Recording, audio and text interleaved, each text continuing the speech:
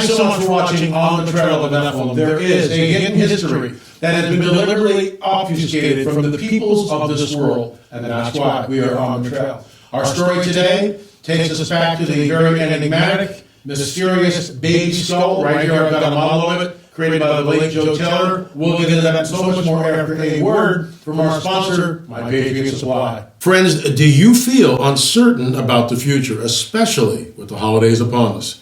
You're wondering, is there anything you can do to protect yourself and your family from unexpected food shortages? Well, there is. Our good friends over at My Bitchute Supply specialize in emergency long-term food storage. They're America's #1 preparedness company, and they're well-stocked with the food you're going to need. You know, other companies have run out of almost everything they sell because they didn't prepare for what the world is going through right now. My Bitchute Supply walks the walk. You can trust this company. And right now you can save 100 buckaroos on their 3-month emergency food kit. This kit has enough food to get you through the difficult times ahead. Folks, we've got this right here in California. We sent away for it. We've got 6 cans back in Oklahoma. But don't wait or you might miss out. Go to preparewithla.com and save $100 on your 3-month food kit. That's preparewithla.com, preparewithla.com. To avoid holiday shipping delays, act now. Please go to preparewithla.com. So once again, folks, everything that we're going to be talking about is right here in this book, On the Trail of the Nephilim. It's a full-color 8.5 by 11. It weighs about 20 pounds. And all the information that we're covering here, all the pictures are actually from that book.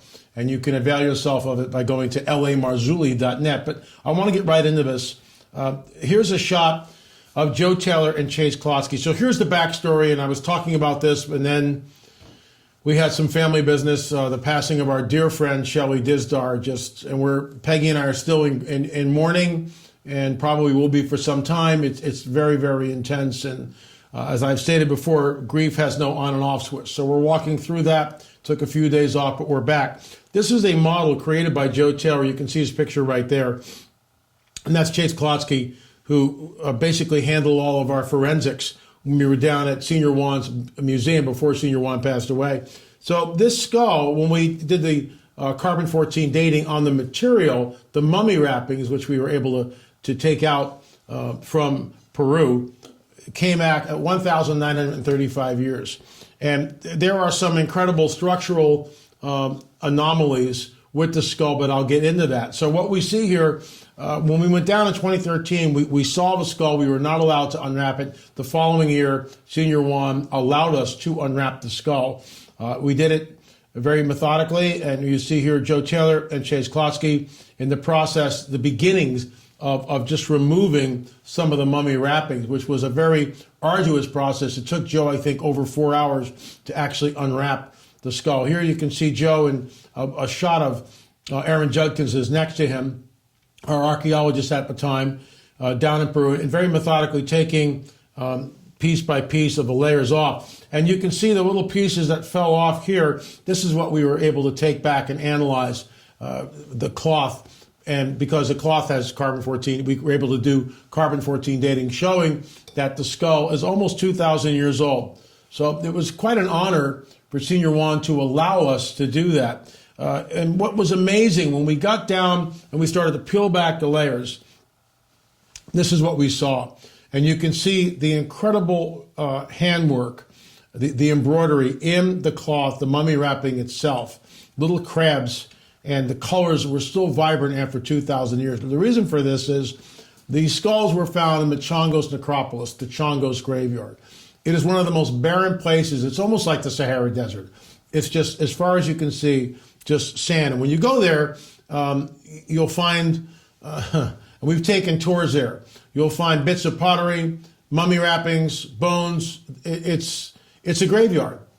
Very ancient graveyard. And the Wakaros, the grave robbers, have been robbing that and taking artifacts from that area for literally hundreds of years, selling them on the black market. The very elongated Chongos skull that you can see all over the internet, you just type that up and up it comes. We were able to actually turn that skull over, and we showed that in episode 6, DNA, the final results. We're the only team that's ever done that, to the best of my knowledge. and actually publish the results. So we're in the museum, and I'm digressing here, but it's a great story. We're in the museum, we're taking DNA. It took 3 years to get all the paperwork and everything else, and thanks to our good friend Mondo Gonzalez, our lead archaeologist, that Mondo and I traveled to Peru several times by ourselves, and of course we went back and handled all the material and took it out for DNA testing. But when we were down there at the ICA Museum, ICA, Chase Cauchy, the late Richard Shaw, Mondo, and myself, that was the team, 4 people. And we were dressed in complete lab suits, hairnets, goggles, face masks, double gloves, whole suit, double boots, the whole 9 yards to make sure that there was no contamination. So I asked the archaeologist who works at the ICA Museum, is it possible to go to the curator and ask if we can see and examine the Chongo skull up close, because what we wanted to do was turn the Chongo skull upside down over like this so we could see where the Foramen Magnum was. And I'll pick up the other skull behind me because it's very pertinent. And this is the work of our anthropologist, Rick Woodward. He's the guy that put this on the map. Rick was the gentleman who wanted to look at the underside of the skull. And so here it is.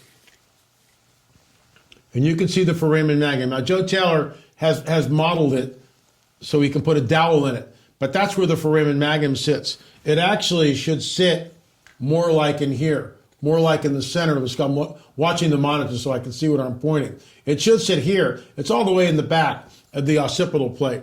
And we theorize that these entities, whoever or whatever they were, may have had elongated necks to balance the skull. It's like, there's the Foramen Magnum right there. Should be here. Give you a side view.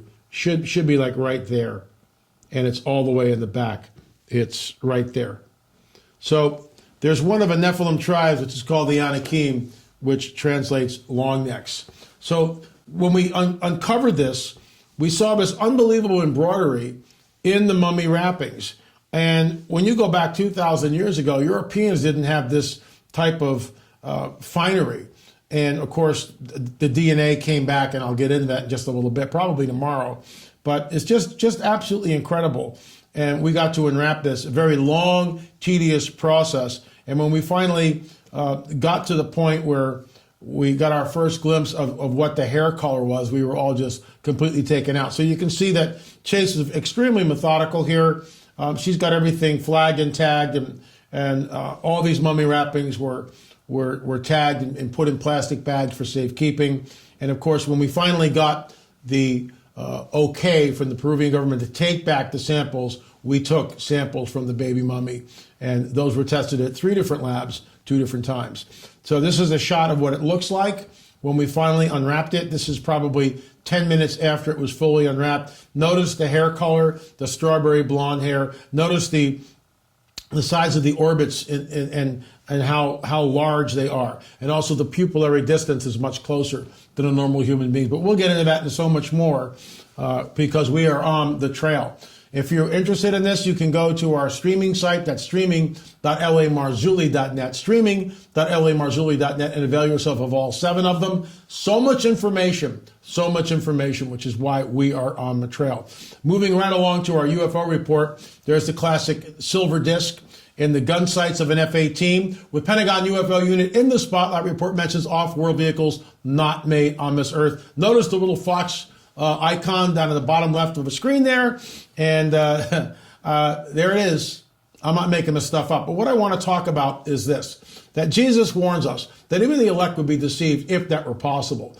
That prophecy is almost 2,000 years old and yet is so pertinent. What differentiates the days of Noah, in my opinion, from any other time in all of history is the presence of, first of all, the fallen angels coming down and taking women and creating a hybrid entity known as the Nephilim. With that in mind, this is we're going to be talking about the abduction phenomena most of the week.